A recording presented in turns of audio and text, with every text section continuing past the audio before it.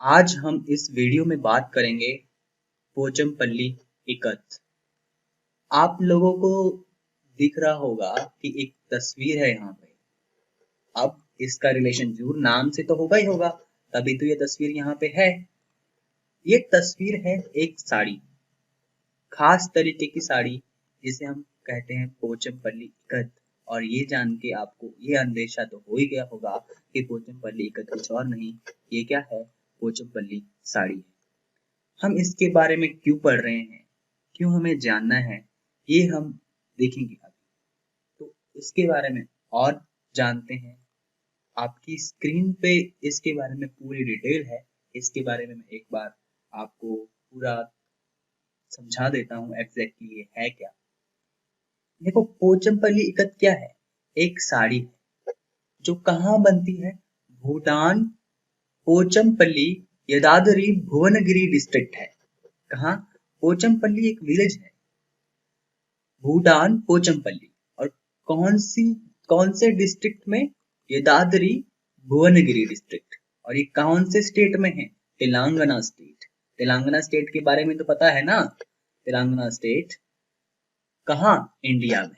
तो भारत की सांस्कृतिक विरासत और जो ट्रेडिशनल कल्चर है उसमें इसका खासा महत्वपूर्ण योगदान है। अब देखो, ये साड़ी इतनी फेमस क्यों है? देखो, ये साड़ी फेमस है इसके अपने एक खास तरीके के कैरेक्टरिस्टिक के, जिसे कहते हैं इकत प्रिंट्स, जिसे कहते हैं इकत प्रिंट्स। अच्छा, मैं आपको साड़ी ना एक बार और दिखा देता हूँ। इसमें आप प्रिंट्स को देखो ध्यान से। यहाँ आपको ये देखो प्रिंट्स दिखाई दे रहे हैं इधर, है ना? इनको ये क्या कहते हैं? इनको इकत प्रिंट्स कहते हैं। क्या कहते हैं? इकत प्रिंट्स। अब इनके लिए क्यों फेमस है ये, देखते हैं। इकत क्या है? इकत एक ट्रेडिशनल टेक्निक है। इकत क्या है? Ikat is a traditional technique जो कि यूज की जाती है गारमेंट्स को डाई करने के लिए, गारमेंट्स को डाई करने के लिए। तो अभी तक जो हमारे पास इंफॉर्मेशन है, इंफॉर्मेशन ये है कि पोचमपल्ली एक साड़ी है जो कि भूटान, पोचमपल्ली, यदाद्री भुवनगिरी डिस्ट्रिक्ट के तेलंगाना स्टेट में है ना? ये साड़ी फेमस है अपनी खास तरीके के प्रिंट के लिए, जिसको हम इकत प्रिंट कहते हैं। और इकत क्या है? इकत एक टेक्निक है जो कि क्या चीज, गारमेंट्स को डाई करने के लिए यूज की जाती है। देखो, जो ये डाइंग टेक्निक है ना, कौन सी डाइंग टेक्निक, मतलब कपड़े को डाई करना, इसको हम रेजिस्ट डाइंग के नाम से भी जानते हैं। अच्छा, रेजिस्ट का मतलब क्या है? रेजिस्ट का मतलब होता है रोकना। क्या होता है? रोकना या रुकावट भी कह सकते हैं।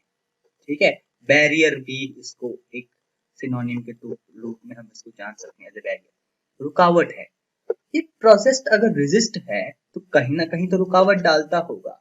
देखो, रुकावट कैसे डालता है आपको दिखाता हूँ। आपको साड़ी को फिर से आपके सामने दिखाता हूँ। देखो, ये जो प्रिंट है ना, इधर ये जो प्रिंट है, ये पूरे फैब्रिक पे तो नहीं फैले हुए, एक किसी खास एरिया में है। मतलब जो जो भी पैटर्न है वो खास एरिया में, ये डाई के थ्रू पैटर्न बनाया गया है, ये डाइंग प्रोसेस के थ्रू पैटर्न बनाया गया है। यहाँ पे भी ये देखो, इधर ये पैटर्न भी देख लो इधर। तो ये पूरे अक्रॉस द फैब्रिक तो नहीं फैला हुआ, इसका स्प्रेड तो खास ही लोकेशन पे है, पर्टिकुलर लोकेशन पे है फैब्रिक के। तो ये क्या है? डाई जो है उसको रेजिस्ट कर रहे हैं कि ये पूरे फैब्रिक पे ना फैल जाए, क्योंकि पूरे फैब्रिक पे फैल जाएगा तो फिर तो पैटर्न जो है वो खराब हो जाएगा। तो रेजिस्ट डाइंग इसीलिए है क्योंकि इसमें जो होस्ट होता है, होस्ट मीन्स वो पर्सन जो डाई कर रहा है, वो पूरी तरीके से ट्रेंड होता है कि क्या चीज, कि जो डाइंग प्रोसेस चल रहा है वहां में डाई जो है पूरे ही फैब्रिक पे स्प्रेड ना हो जाए, पूरे फैब्रिक पे स्प्रेड ना हो। इसमें जो है होस्ट जो है पूरी तरीके से ट्रेंड होता है, एक्सपर्ट होता है इस काम में। और इसीलिए इसे क्या कहते हैं? रेजिस्ट डाइंग कहते हैं। क्योंकि पैटर्न जो है, पैटर्न पूरे फैब्रिक पे नहीं बनेगा, पैटर्न केवल और केवल जहां पे होस्ट ने सिलेक्टेड एरिया किया हुआ है, जिस एरिया को सिलेक्ट किया हुआ है होस्ट ने, वहीं पे पैटर्न बनेगा। अब पोचमपल्ली जो साड़ी है, इसको क्या चीज, इंटेलेक्चुअल प्रॉपर्टी राइट्स भी मिले हैं। मींस हम कहते हैं ना geographical indication tag, GI tag, और कब मिला है? 2005 में। अब इंटेलेक्चुअल प्रॉपर्टी राइट्स क्या है, इसके ऊपर एक डेडिकेटेड वीडियो इसी सीरीज में है, जीआई टैग वाली सीरीज में। वहां पे जाके आप देख सकते हो कि जियोग्राफिकल इंडिकेशन स्टेटस होता क्या है एग्जैक्टली। अब ये जो प्रॉपर्टी है, अच्छा, ज्योग्राफिकल इंडिकेशन जो होता है वो किसी खास कम्युनिटी की प्रॉपर्टी होती है, इतना तो यहीं पे बता देता हूँ मैं। खास कम्युनिटी की प्रॉपर्टी होती है। अब ये प्रॉपर्टी किसकी है?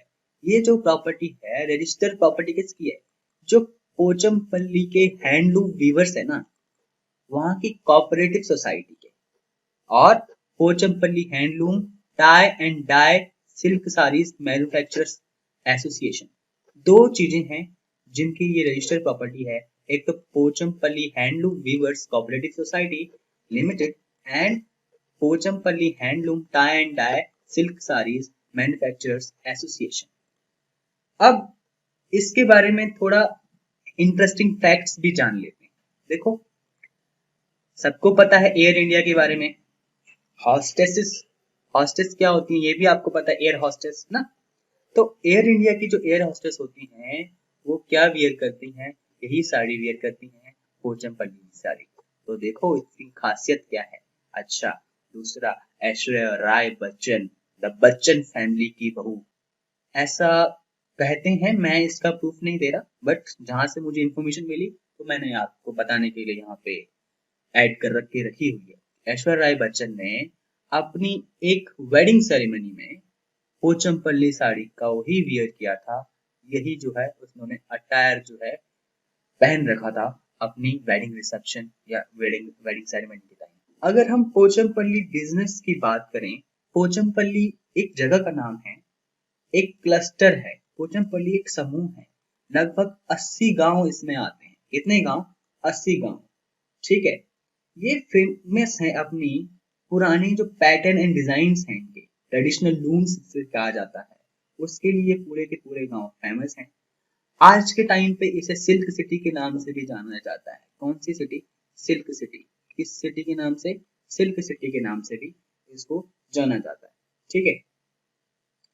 अब जो यहाँ पे फैब्रिक तैयार किया जाता है उसकी जो मार्केटिंग होती है वो कोऑपरेटिव सोसाइटी के थ्रू मार्केटिंग की जाती है। किसके थ्रू? कोऑपरेटिव सोसाइटी के थ्रू। और वही कोऑपरेटिव सोसाइटी की रजिस्टर्ड प्रॉपर्टी भी, ऐसा हम अभी देख चुके हैं। अब इनका बिजनेस बहुत बड़ा है। इनका बिजनेस जो है बहुत बड़ा है, करीबन ये साल में 10 करोड़, इतने का इनका सालाना बिजनेस हो जाता है पोचमपल्ली की सेल और परचेज पे।